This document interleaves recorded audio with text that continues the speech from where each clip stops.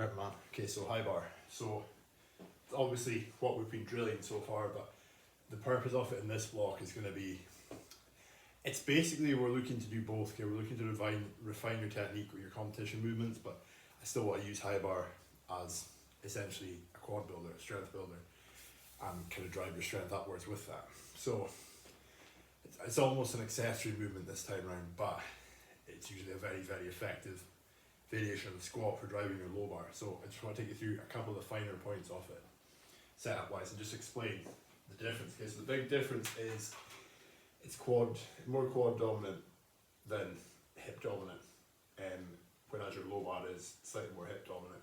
And there will be a bit more knee flexion, so forward knee travel in your high bar, you'll have a slightly more upright torso.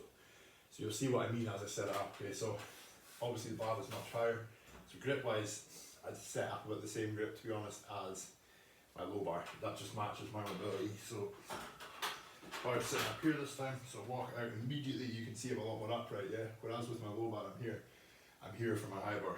So my stance is shoulder width apart again, toes pointed slightly outwards, a brace, sit down into it, drive back up, okay? Now the whole time what I'm thinking about there and what I want you to think about is tension in your quads, okay? So to start the movement, again you break from the hip, but as your knees travel forward, think about your quads. Start taking the load then as you sink it down, okay? So you're thinking quads, quads, quads, boom, drive it back up. And we're looking for the same again, okay? We're looking for torso coming up first, okay? So we don't want any hips kicking back, chest falling forward.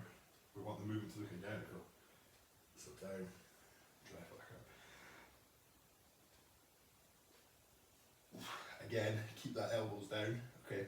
Because that will keep the bar solidified. It will keep your chest upright and it will stop you getting kicked forward.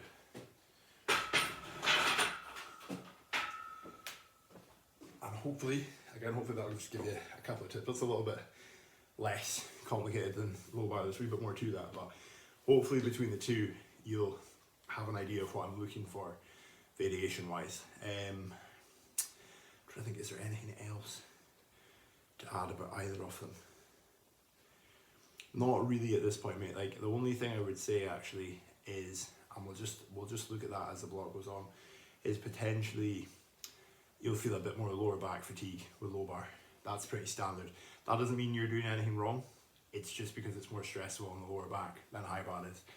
So that might, in turn, affect your deadlift.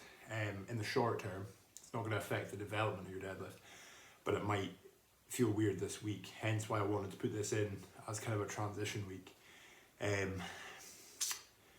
as opposed to throwing you into the deep end next week, because it'll give you time to adjust to the routine and you'll kind of know where you stand coming into the proper start of the program next week. Okay, so what I'm going to do now is take you through pause bench, because there's a couple of things I want you to work on setup wise, or not even work on, try setup wise and see if it helps. And I think while I'm at it, I'll take you through incline, and then I'll film the rest of the videos over the next couple of days as we're needing them, and send them to you. Cool, right, I'll stop this.